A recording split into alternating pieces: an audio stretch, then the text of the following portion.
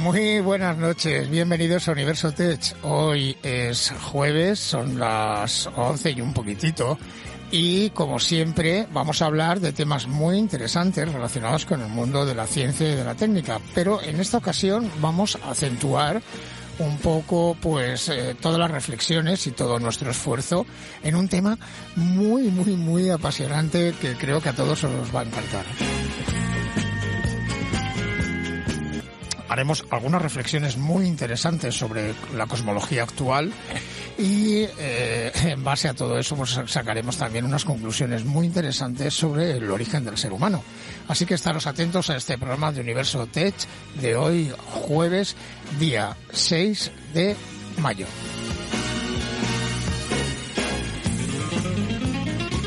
Os digo el número de WhatsApp, que es el 619-645-915, que no... En fin, ahí estamos a disposición vuestra para todo lo que necesitéis.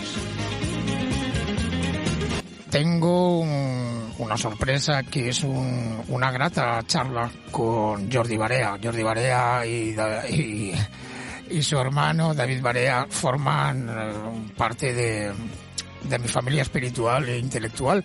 Y bueno, desde aquí les mando un fuerte abrazo, y sobre todo a Jordi porque ya colaboró también con el programa de Tesla.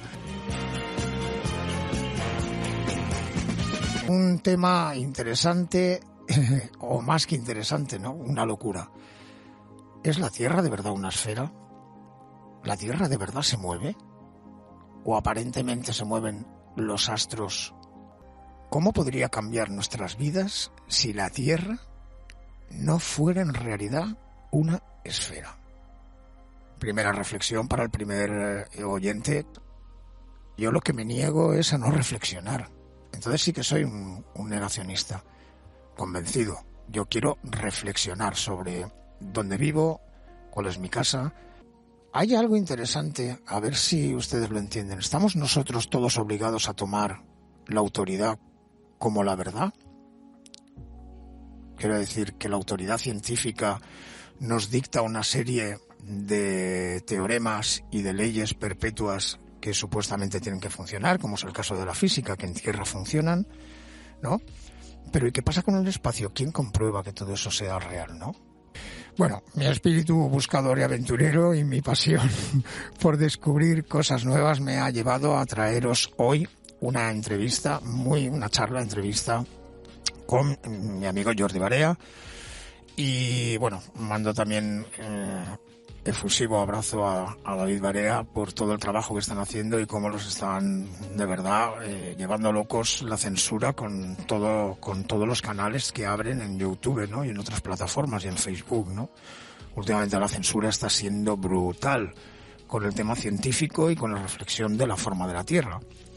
Así que yo creo que este programa va a ser muy interesante, tanto como para unos como para otros. Vamos a analizar uno de los fundamentos del geocentrismo, que es la cosmogonía védica, ¿no?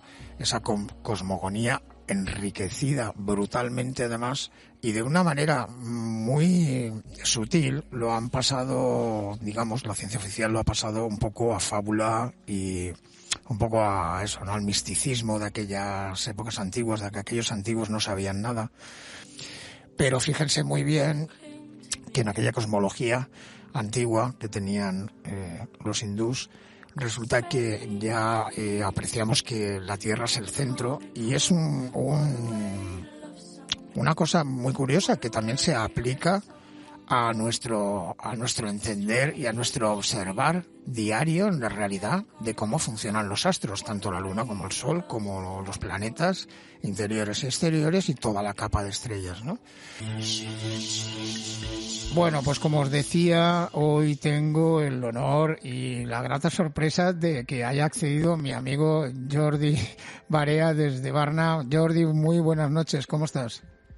¿Qué tal, Luis, querido? Bueno, es un placer que me hayas llamado en esta ocasión y bueno, a ver qué podemos aportar para la gente que nos escuche. Bueno, pues esto es un experimento, Jordi, ya que estás ahora conectado con nosotros, y Universo Tech en el fondo es un programa de ciencia y tecnología. Lo que pasa es que yo quiero abrir más pues todo el abanico, ¿no? El abanico de posibilidades, y entonces tratar el tema cosmológico, pues desde una perspectiva pues anterior a nuestra época, para ir adentrándonos muy poquito a poco, ¿no?, en diversos capítulos de cómo es la forma de la Tierra, ¿no? El gran misterio y el gran enigma de cómo es de verdad la forma de la Tierra. Entonces, por eso te he invitado para que hoy repasáramos contigo. Sé que eres un experto en el tema de las cosmogonías védicas, ¿correcto? Creo que habéis profundizado bastante.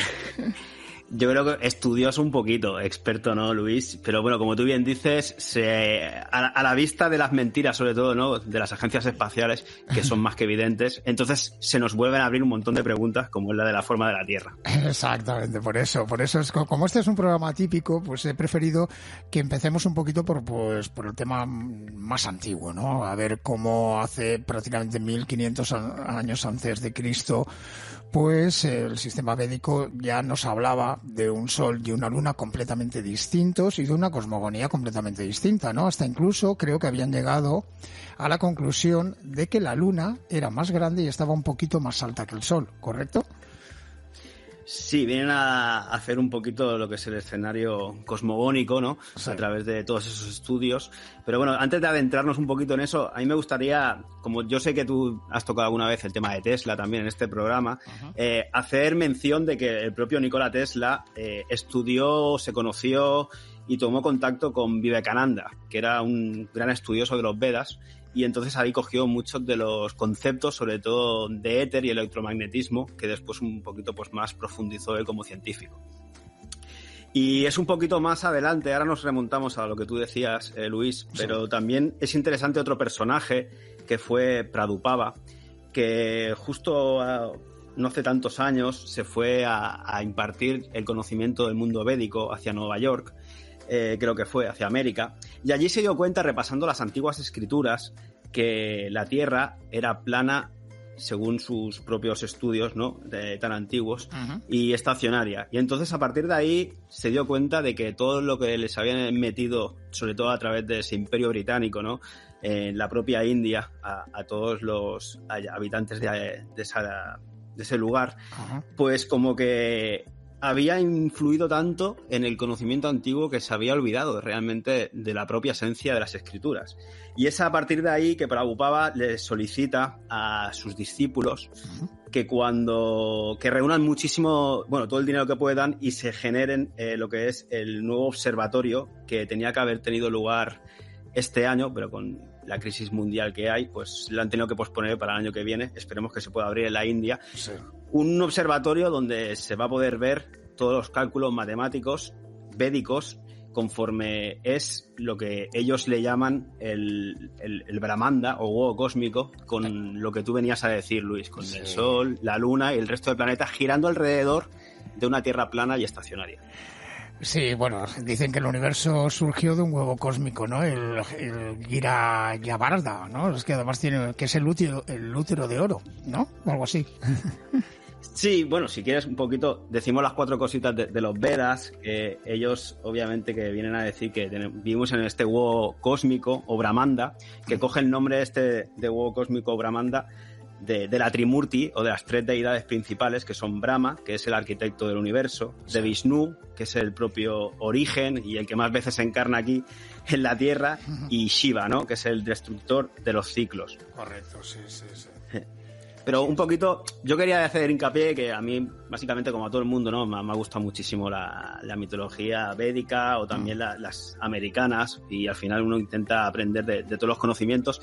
Y el año pasado, justo cuando fui a Argentina, que también me pasé por Chile, pude conocer a seres maravillosos, sobre todo en Chile, que son de los Hare Krishna, de este grupo que estudian los Vedas. Sí. Y allí conocí a Padma y a Dira y me abrieron realmente las puertas con una hospitalidad, tanto Maharaj Dodamar como Grupeda Atulananda, que me acogieron unos cuantos días que estuve allí, tanto en la ciudad de Santiago como también en la aldea Ekachagra, que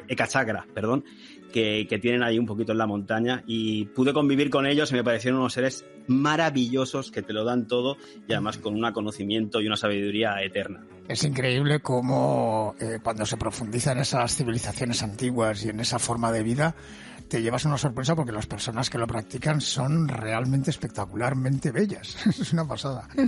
Sí, sí, sí. Sí, a mí realmente, bueno, habíamos contactado con Padma a través de los últimos videitos que habíamos hecho, sobre todo del mundo védico, sí. Y sobre todo el movimiento estelar, ¿no? De las estrellas, una vez entras a replantearte todo lo que es la cosmología. Sí, Padma nos había contactado y la verdad que tenía muchas ganas de ir a conocerlo y bueno, fue una de esas experiencias que te llevas en la vida y que me parece que vale mucho la pena. Qué bueno. Oye, pues vamos a desvelar también un poco pues datos referentes a el por qué estamos hablando en este programa de eso, y es que Luis Piso, yo el director del programa, pues junto con un montón de personas relacionadas con este mundo de la investigación de la forma de la Tierra, pues tenemos una revista que se llama enprimeraplana.org. Y ahí Padma también ha hecho un reportaje para este segundo número justamente hablando de esto, ¿no? De la cosmología védica y con datos realmente fascinantes, ¿no? Con el tema de los eclipses y las alturas del Sol y la Tierra. Yo para desvelar un poquito también a los oyentes que no saben esto, están a lo mejor un poco alertas diciendo ¿qué dicen estos dos? Bueno, nosotros lo que hacemos en este programa es traer todos los datos científicos a la palestra para que todo el mundo los intente comprender, pero también le damos la vuelta a las cosas y también tenemos el derecho, el gran entusiasmo por averiguar la verdad. Entonces, por eso nosotros estamos aquí hoy mismo hablando. Bueno, cuéntame, Jordi, un poco. Vamos a ver. Yo creo que uno de los fundamentos del heliocentrismo actual es la explicación que da la ciencia convencional del tema de los eclipses. Sin embargo, los Vedas no hablaban de los eclipses como nosotros los entendemos. Cuéntame un poquito este tema para los oyentes, muy sencillo. Bueno, el propio Prabhupada, cuando hizo la revisión de los propios escritos Vedas, por ejemplo, tenían dos orbes más, aparte de las estrellas errantes, ¿no? También debemos de definir, antes de nada, lo que son estrellas errantes, o planetas, que le llamamos ahora, del resto de las estrellas del firmamento, ¿no? Que giran todas juntas, firmes. En cambio, estas estrellas errantes tienen movimientos retrógrados, para adelante y para detrás. Y a veces, obviamente, como tú bien dices, el Sol y la Luna se eclipsan. Dentro de nuestro modelo heliocéntrico implementado desde SICOS, pues es un orbe que eclipsa al otro, o la Tierra que se pone en medio. Pero en estos textos védicos, obviamente, y hay una historia por detrás que también siempre les encanta, ¿no? Las historietas para explicar las cosas a modo de moraleja. Sí. Tienen dos orbes que son Rahu y Ketu, que se comen al Sol o a la Luna, entonces, obviamente, a su luz. Y son los que provocan los eclipses, que serían los nodos, tenemos en lo que es la astrología hoy en día tropical. Pero bueno, más allá de eso, la historia viene a contar que había un demonio en una comida de dioses y estaban bebiendo del néctar de la inmortalidad y este demonio se coló ahí en medio y justo antes de beber se dieron cuenta otros dos, creo que fue el Sol y la Luna que se dieron cuenta y le dijeron al gran dios que no dejara beber al demonio y entonces le cortaron en dos trozos, pero antes de morir ya había tocado sus labios ese néctar de la inmortalidad, entonces quedaron flotando en lo que es el firmamento, ¿no? Un poquito escondido. Sí, sí. Y esos serían los dos orbes que se representan, que son invisibles al ojo humano, pero que son los que ejercerían de alguna manera ese efecto, ¿no?, en los eclipses. Exacto. Hay que recordar que cuando se eclipsa el Sol nunca realmente se ha visto la Luna en ese momento, ¿no? Es cuando tenemos luna nueva y no podemos afirmar que sea realmente la Luna. Sí, Otra cosa es que esté cerca, obviamente, con unos pequeños grados alrededor del Sol, pero está por ver ese efecto y ya nos gustaría a muchos que pudiésemos ver ese eclipse desde fuera de lo que es la Tierra, ¿no? Pero lástima que la NASA dice que se queda sin las baterías, porque como no hay sol no se pueden cargar. La ISS que no graban ningún eclipse, no graban ningún eclipse, no siempre les coincide, a través del Lunar Orbital. Sí, exactamente. Siempre les coincide que tienen las cámaras cargándolas, ¿sabes? Y no pueden grabarse, les olvida que...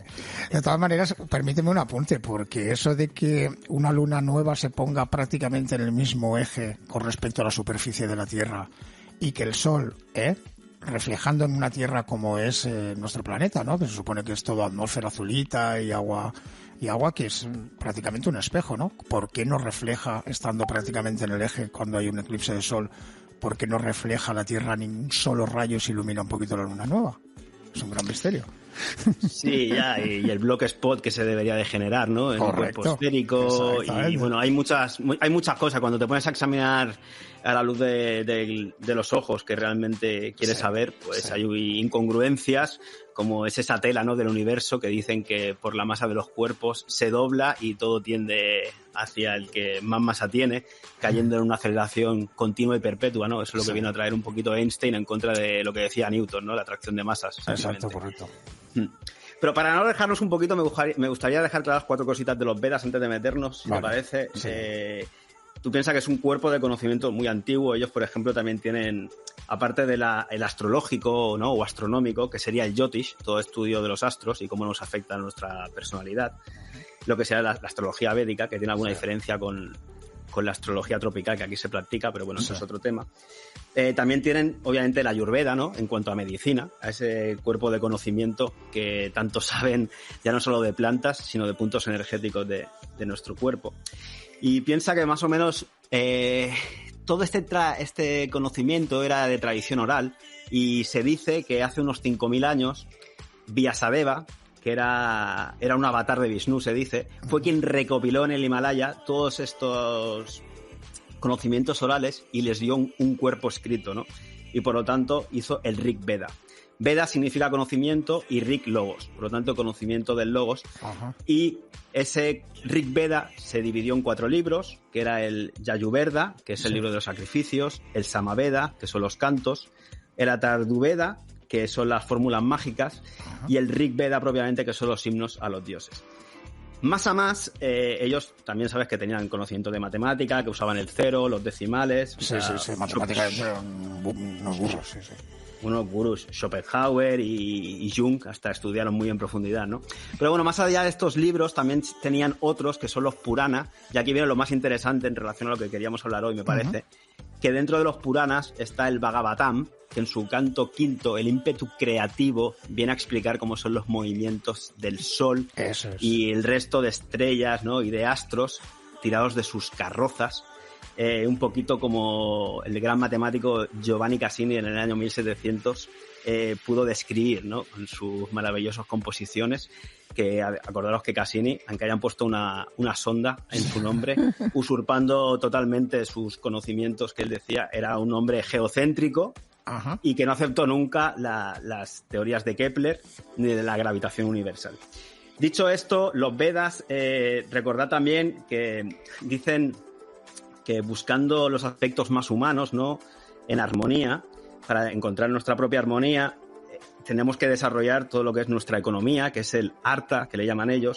Luego tenemos le llaman Artha, luego tienen el Kama, que es la gratificación de los sentidos, el disfrute también. Todo esto para encontrar nuestra propia armonía en la vida, ¿eh? Sí. Luego tienen el Moksha, que es la liberación espiritual, porque esta alma está atada al samsara. Y luego está lo que se llama el Dharma, que son los deberes sociales, familiares, un poquito. Y todo esto transcurre en lo que son los yugas o eras, que también es muy interesante porque al final el gran reloj astronómico está en el cielo. Sí. Y que hay 4 grandes épocas, o yugas. El Satya Yuga, que era el primero, donde la gente vivía mucho más tiempo, había mucho más conocimiento y la gente también era más grande en cuerpo, en, ¿no? Tamaño, a mí me recuerda mucho al conocimiento también que te intenta exponer un poquito la Biblia, con los Elohim, y al final que la gente tenía mucha más longevidad en un inicio. Luego viene a estar el Tetrayuga, luego viene el Dwapara Yuga, y obviamente hoy estamos en la época de oscuridad llamada Kali Yuga. Pero bueno, como dice también siempre mi amigo Padma, el oro se tiene que purificar con fuego, así que siempre hay ventanitas de esperanza en todas las yugas. Qué bueno.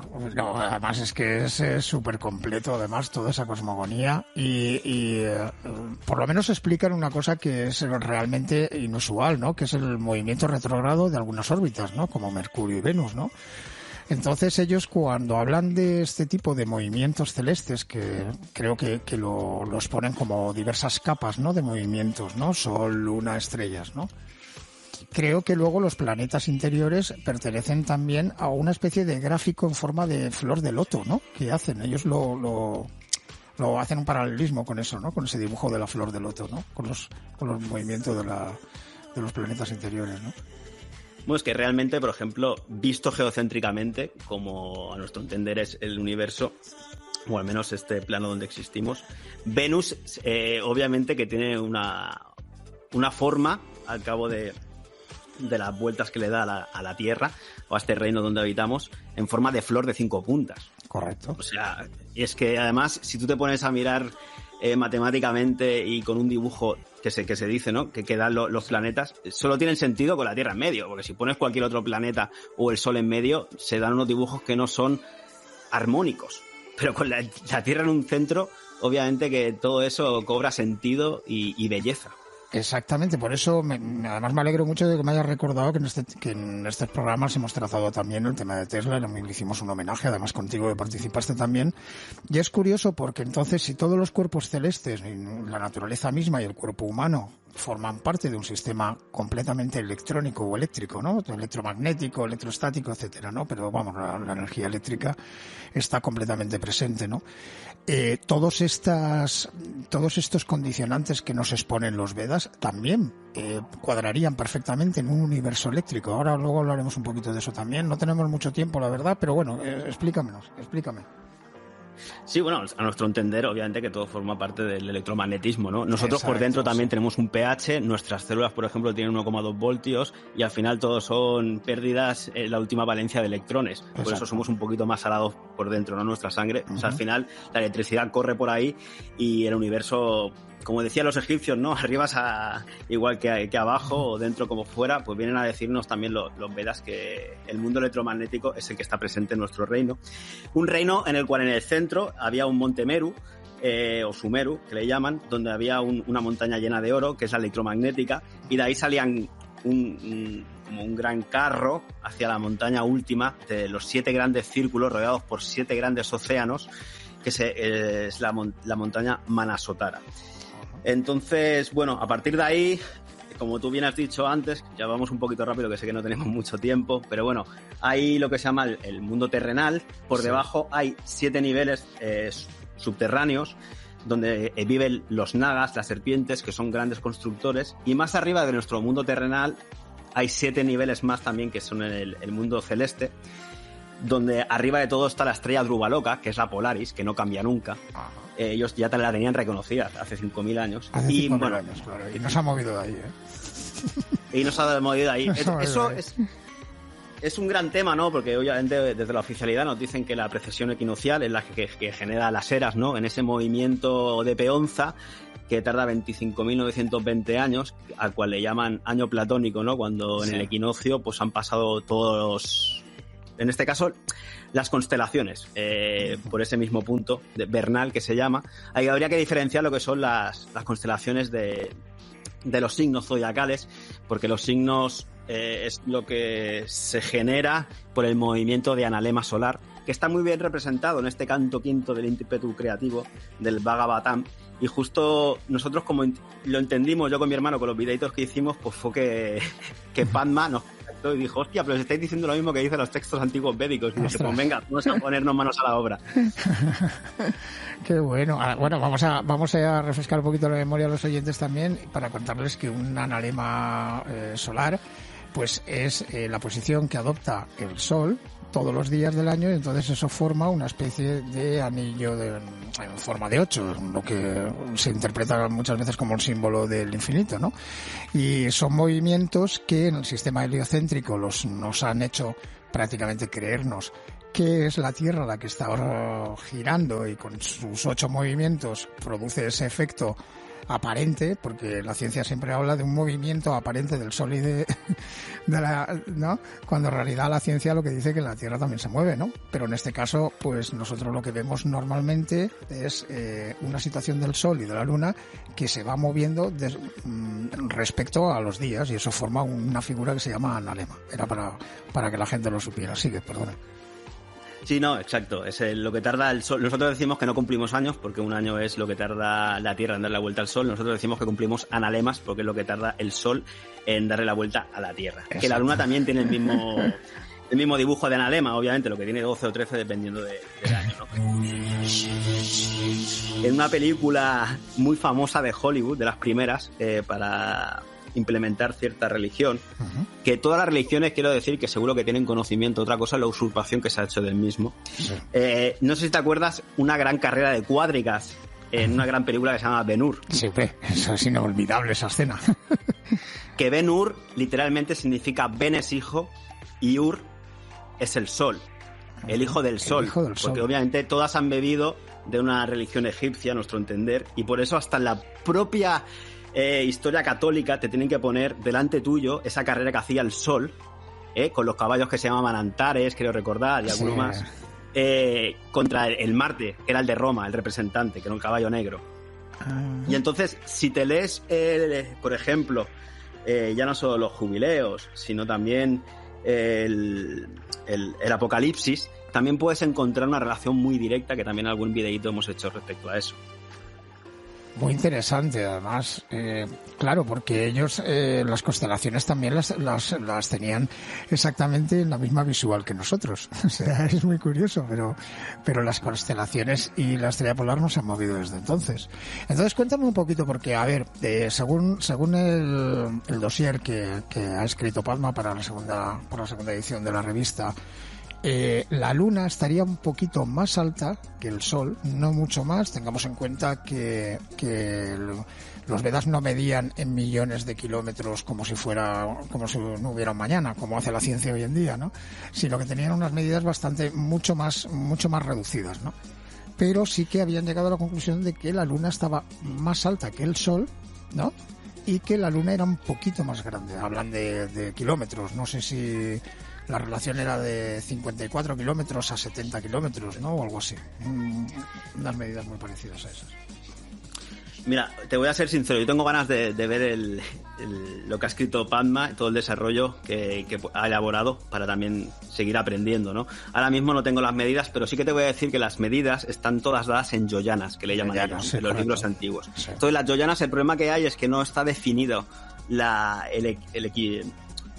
equiparación a día de hoy en kilómetros. No se sabe realmente cuánto medía una yoyana, entonces es muy difícil establecer alguna cosa exacta, sí. Porque la relación entre ellas sí, porque por ejemplo ellos te dicen que estamos ahora me voy a ir a la Tierra antes de adentrarnos un poquito más arriba, como tú has hecho, pero porque las medidas de la Tierra, a partir de ese monte Sumeru, que hay, donde dice que nosotros vivimos en el mar que hay alrededor, que es salado, sí. Donde hay 9 tierras y 8 islas, que estaríamos en Varita Barsa, dentro de lo que es Jambudvip, que esos círculos pequeños son a su vez rodeados por mares de más diámetro, por entendernos, y luego otra tierra de más diámetro todavía y otro mar de más diámetro todavía, esos 7 círculos y 7 océanos, ¿no? Que no todos los mares son salados, hay unos que son de miel, hay otros que son dulces, van cambiando un poquito. Ajá. Entonces, eso sí que está medido en yoyanas también, y cada círculo te dice exactamente, creo que era el doble de lo que hacía el anterior. Entonces, claro, no se puede realmente... Es lo que siempre decimos, no más allá de la Antártida, que sería ese primer círculo, sí.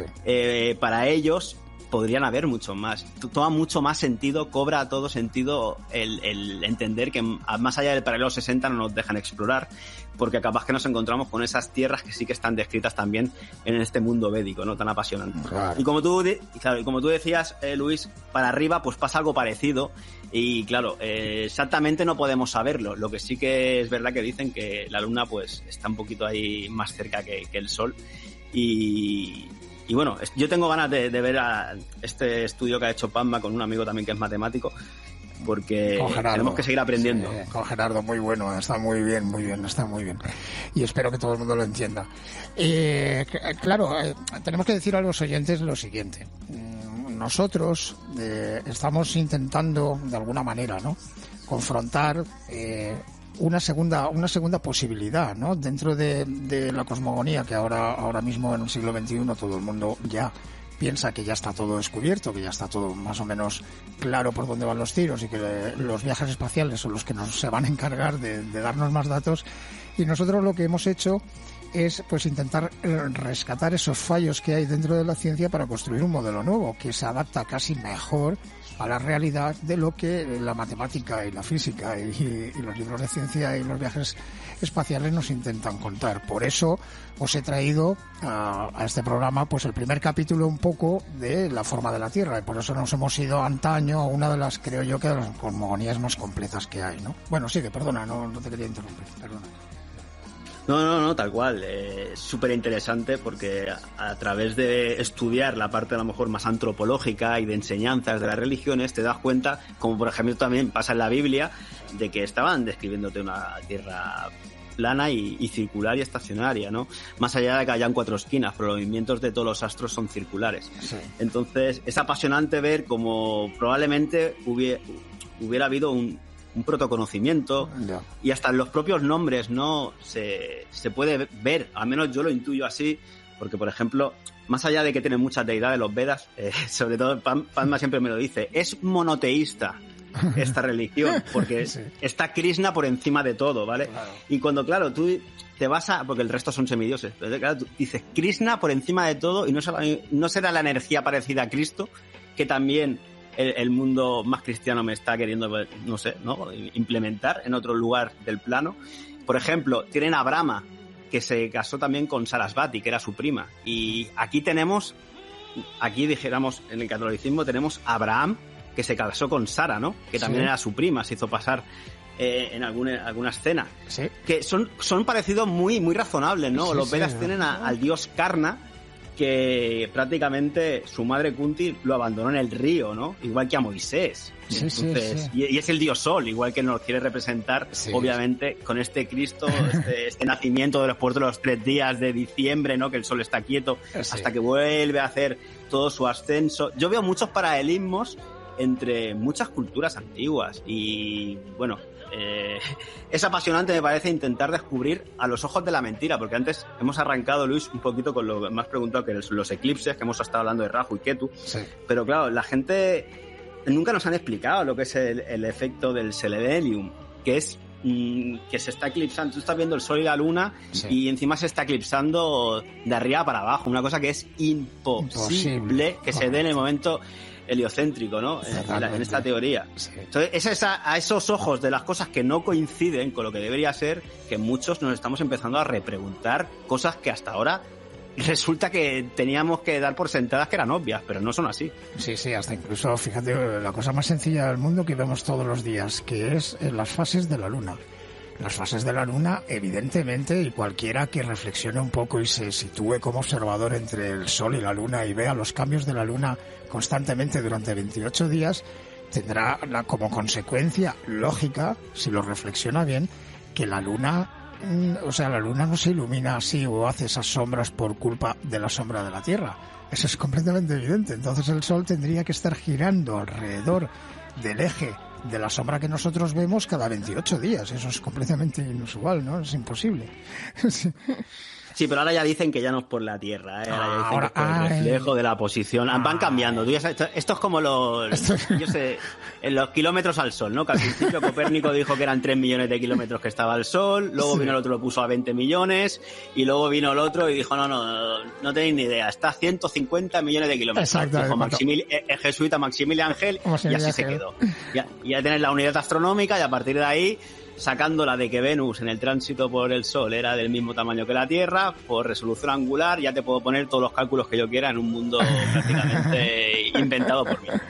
Bueno, a nosotros, a ti y a mí nos da risa, y a la gente que está en nuestro círculo sí, porque como es completamente absurdo, pues nos da un poco de risa, pero para el oyente normal estará diciendo, vamos a ver, o sea, hay miles de científicos que van a derrumbar lo que estáis diciendo y no sé qué, ¿no? Pero en esos casos yo siempre les digo lo mismo, ¿no? Digo, no toda la gente que trabaja en astronáutica ha viajado al espacio. Eso para empezar, ¿no? Y funciona muchísima de la tecnología aeroespacial ahora mismo, y de aprendizaje funciona por simulación. Luego, entonces, es bastante fácil ¿sabes? El poder manipular muchos datos, mucha información cosmológica con usos normalmente oscuros y bastante maléficos. Pero bueno. Mira, una frase que tengo aquí, un extracto de lo que es una revista de materialismo filosófico, El Basilisco, de la Universidad de Madrid, hecha por Carlos Madrid Casado, que viene a decir que los cosmólogos contemporáneos, con sus conceptos científicos, comienzan a usar ideas filosóficas. Sin saberlo, dejan de hacer ciencia para comenzar a filosofar, adornada de un aparato matemático o terminología. Sustituyen las creencias religiosas por la teoría del todo. Dice, ¿qué es cosmología? La tarea de responderla desborda el campo de los saberes científicos. Los cosmólogos pueden fingir neutralidad, pero los presupuestos filosóficos están actuando como sus premisas. Me vengo a referir que cuando te hablan del desplazamiento al rojo, esa ley de Hubble para medir lo que son las longitudes de onda y si está más cerca o más lejos un cuerpo, al final no se puede experimentar absolutamente nada, ¿no? Ni esa gran explosión que va comiendo terreno a la no nada, ¿no? ¿Qué pensarían los presocráticos, ¿no? De la nada nada sale, decían. Pero bueno, son muchas cosas que nos estamos reexaminando y las cosas no son tan verdades, ¿no? Como nos habían hecho creer, ¿no? Sí, bueno, el que tenga un poquito de memoria sabrá que hace no más de un año, creo, salió a la palestra ahora una noticia científica y decía que la atmósfera terrestre llegaba mucho más, habían descubierto que llegaba mucho más allá de la órbita de la Luna. O sea, estamos hablando de 380.000 kilómetros, todavía queda atmósfera. Y eso es debido por varios de los descubrimientos que precisamente ha hecho todo este movimiento, ¿no? De la Tierra, que no es una esfera, ¿no? Todo ese movimiento está basado en las mismas matemáticas y en las mismas físicas que prácticamente ha hecho el heliocentrismo, pero lo único que quitando la trampa de que nosotros como observadores también tenemos derecho a opinar. Cosa bastante importante, ¿eh?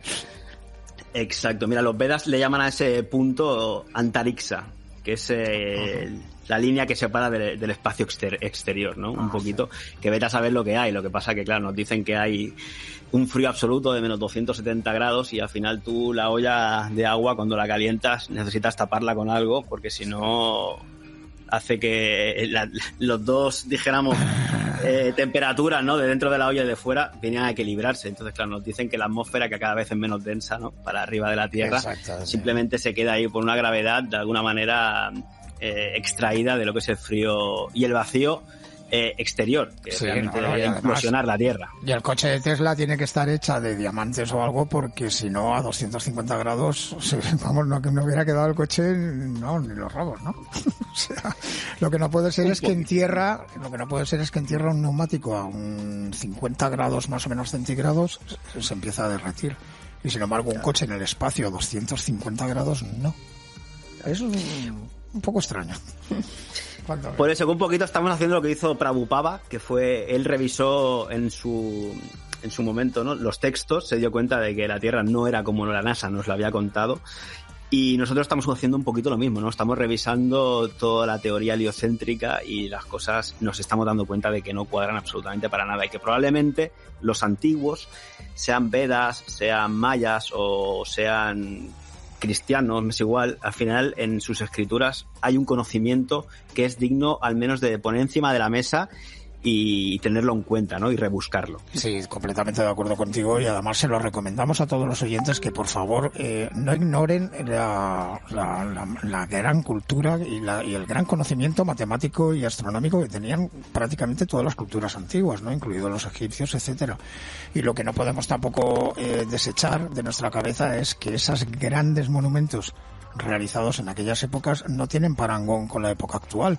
O sea, con la época actual y las herramientas actuales quizás no llegáramos a la gran precisión que habían llegado como para hacer ese tipo de cosas, o taladrar prácticamente dentro de una montaña, ¿no? Quitar lo que sobra para hacer un monumento y una iglesia, un palacio, ¿no? Quiero decir. O sea, es bastante reflexivo ese tema, porque los antiguos no estaban tan tontos. No, tenía un conocimiento brutal, ¿no? Y también, como hemos dicho antes, de medicina incluida, que hoy en día, a través del informe Flexner, pues nos robaron todo el conocimiento antiguo, sobre todo humoral, de las cosas vienen de dentro, se transforman, y nos lo han cambiado por un efecto químico en el cual queremos realmente quitarnos el dolor y tirar para adelante, ¿no? Sin realmente entender qué nos está ocurriendo dentro. Sí, pero bueno, es muy interesante. Hay cosas, no sé cómo de tiempo, pero yo me he quedado ahí también. Sí, no, ya estamos acabando porque, bueno, hoy es solamente una introducción, Jordi. O sea, ya sabes que te voy a invitar para muchos más programas y solamente quería introducir, pues eso, a los oyentes en una de las cosmogonías más poderosas y mejor explicadas que hay, ¿no? En comparación evidentemente con la heliocéntrica, ¿no? Dentro de las cosmogonías antiguas. Así que cuando salga el segundo volumen de en primeraplana.org, ahí ya tenéis un reportaje de Padma, justamente lo que estaba hablando Jordi, muy bien explicado, de por lo menos 3 cosas básicas, que son eclipses y altura del Sol y de la Luna. Luego ahí te quería comentar una cosa que he leído antes, que me ha hecho mucha gracia porque llevo ya varias semanas pensando en esto. Dice, en la actualidad los hinduistas creen que el ciclo de la creación y destrucción del universo no tiene ni principio ni final. Esto es un concepto que no puede entrar en una cabeza humana. ¿A que no? Bueno, ese es un concepto que cuando realmente te vas a los Vedas ya alucinas, porque claro, lo hemos tocado antes un poquito con los yugas, ¿no? Con las eras, sí. Que son los chakras, que chakras son ruedas, ¿no? Que están en el cielo, en el firmamento, porque al final, un poquito para orientarnos en el tiempo, lo único que tenemos es el Sol, la Luna y las estrellas, ¿no? Y cómo se van engranando, como el mecanismo ese de antiquitera que se encontró. Ay, de ese tenemos que hablar, ese hablaremos un programa entero. Claro, que un poquito viene a ser eso, ¿no? El engranaje del cielo, que siempre hablamos. Pero claro, te está hablando esta gente que, por ejemplo, tenía yo apuntado por aquí que el Satya Yuga, claro, son más de 66 ciclos platónicos. Recordad que cada ciclo platónico son 25.920 años. Solo en Satya Yuga tienes ahí 66 ciclos platónicas, el Tetra Yuga son unos 50 ciclos platónicos, el Dhyagwara son 33 ciclos platónicos y ahora estamos en el Kali Yuga que son 16,6. O sea, imagínate la de vidas, de reencarnaciones, de humanidades que hay aquí. Lo único que Padma siempre me lo dice, que después de todo esto que venimos a aprender, o al final, que es la parte más bonita, ¿no? Me parece, Luis, volver a hacernos esas preguntas de qué es la vida, qué venimos a hacer aquí, que al final hablas con la gente y dices, sé feliz, y total, somos fruto de la casualidad, no tenemos ningún tipo de importancia en el universo. Y entonces, claro, todas estas culturas, estas raíces, el querer saber, el conocimiento, te vuelve a traer para tu propia existencia de espíritu o de alma, llámalo como tú consideres. A tu raíz. Pero los Vedas vienen a decir que después de aquí nos vamos a otras dimensiones, a otros universos, a seguir teniendo otras experiencias distintas. Así que yo no sé al final si hay un principio o un final, o todo es eterno y es un fluir eterno en este gran río de la vida. Esa es una de las mejores teorías que creo yo que les puede servir a un ser humano para ser feliz, además de verdad, y llevar una vida plena y sin preocupaciones, nada más que medrar, ¿no? Con la naturaleza y con la vida que nos han dado. Oye, Jordi, pues mira, me he quedado prácticamente sin tiempo, pero de verdad que, bueno, te invito a un segundo programa, evidentemente, o a un ciclo de programas, casi mejor va a ser, porque tú lo explicas muy bien y deseo adentrarnos en este mundo de, pues eso, de los interrogantes de la ciencia. Vamos a ponerlo ahí. Vamos a dejar solamente ese humillo ahí negro que dices, uy, aquí también, aparte de que los miles de científicos constaten una cosa, también hay dudas, hay cosas, hay problemas, la ciencia va cambiando, cambian las teorías, cambian las... Total, que para eso estamos nosotros aquí, ¿no? Por eso es un programa de ciencia. Sí, yo solo decir, bueno, yo encantado, Luis, de poder estar aquí compartiendo contigo lo poco que sé, porque cada vez te das más cuenta realmente que esto es inmenso y probablemente nunca lleguemos a saber la verdad, pero bueno, esperemos podernos acercar precisamente para eso, porque contra más conocimiento tiene uno, más herramientas tienes para discernir y escoger realmente y que no lo hagan por ti, ¿no? Nos dicen que tenemos sesgos egocéntricos, sesgo de Dunning-Kruger y mil historias, y al final realmente ni se nos pregunta. Y lo más triste de todo es que nosotros no hemos nacido rebeldes a una sociedad. El problema es que nos hemos dado cuenta que estamos en un mundo injusto, inmoral Y justamente el volver a repreguntarnos cosas, el encontrarnos muchos de nosotros en este camino, en esta senda de la vida que hemos decidido participar, es el que nos está agrupando a miles de seres, sobre todo con valores, que es lo que yo me estoy empezando, bueno, ya desde un principio, pero ahora ya a sentar realmente, por ejemplo, con el tema de los Hare Krishnas, ¿no? De Padma, de Dira, de Maharaj, de Gurudeva. Son seres que te lo dan todo, sí. Igual que deberíamos hacer nosotros en nuestra sociedad. Lo que pasa que está ya realmente usurpada, ¿no? Esa moralidad. Entonces, sí. Bueno, un poquito volver a esas raíces que nos pertenecen a todos y de las cuales tenemos que empezar a vibrar. Igual que decía Tesla, que todo es vibración, energía y frecuencia, pues vamos a empezar a vibrar en esto, ¿no? El abuelo Tesla, sí señor, todos somos sus nietos. Oye, pues creo que lo has dicho muy bien. Y va a ser el comienzo, ya te he dicho, que va a ser el comienzo pues de un programa, de una columna dentro del programa, en la cual pues vamos a replantearnos otra vez de nuevo, vamos a ser como unos chiquillos, ¿no? Volviendo a replantearnos un poco aspectos de la ciencia que no han quedado claros y que se pueden perfectamente sentarnos a debatir, que creo que precisamente es uno de los temas que más faltaría ahora, ¿no? Debido al movimiento de la Tierra no esférica, por no decir terraplanista, pero ¿por qué la ciencia no se sienta con ellos a debatir sobre cosas realmente importantes y que destapan a un ser humano completamente distinto, ya no solamente al planeta? Bueno, creo que la respuesta es que te contestas sola, ¿no? Es obvia. Luis, hoy tenemos el claro ejemplo de lo que está ocurriendo a nivel mundial y no hay debate. ¿Por qué no hay biólogos que piensan y saben de otra manera a lo que el academicismo implementa, ¿no?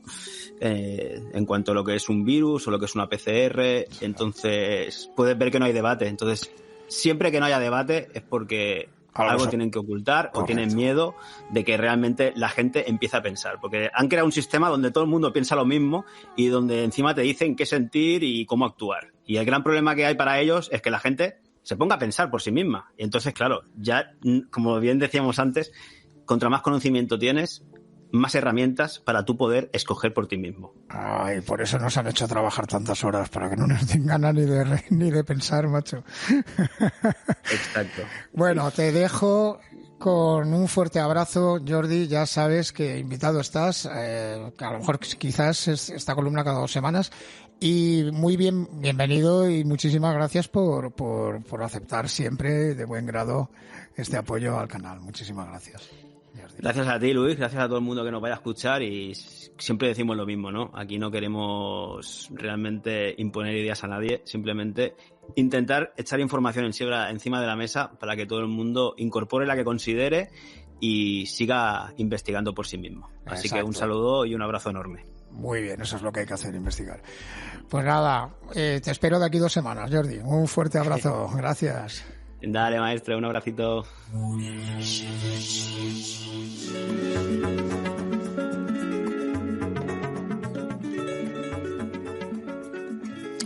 Bueno, pues eso, muy agradecido, Jordi. Ya sabes que tienes aquí cada 2 semanas una columna para nosotros, para hablar de estos temas, para enriquecer sobre todo, ¿no? A la comunidad científica también.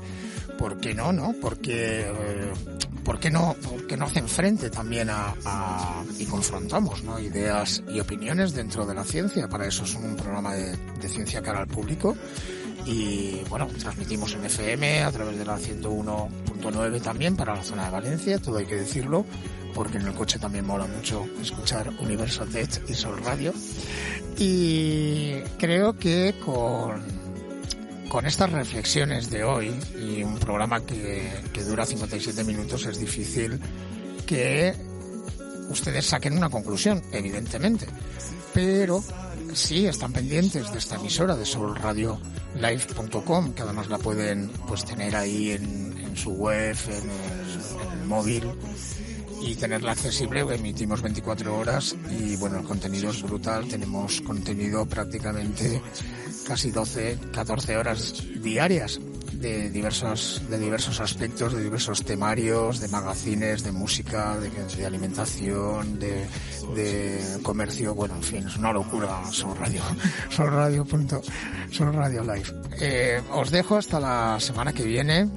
La semana que viene trataremos un tema muy, muy, muy chulo también, que os va a encantar, que no os lo voy a descubrir por ahora.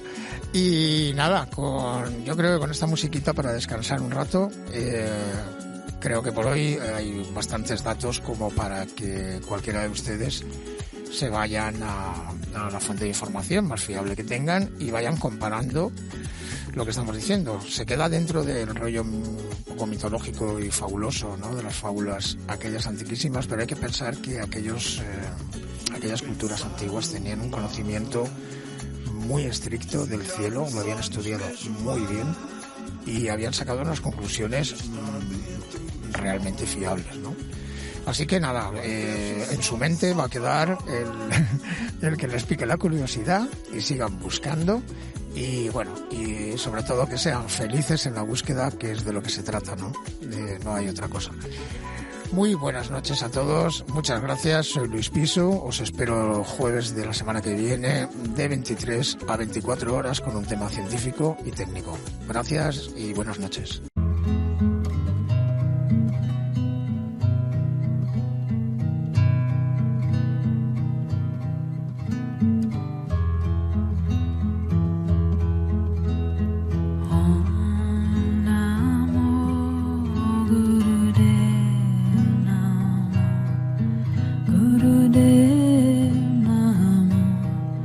Gurudeva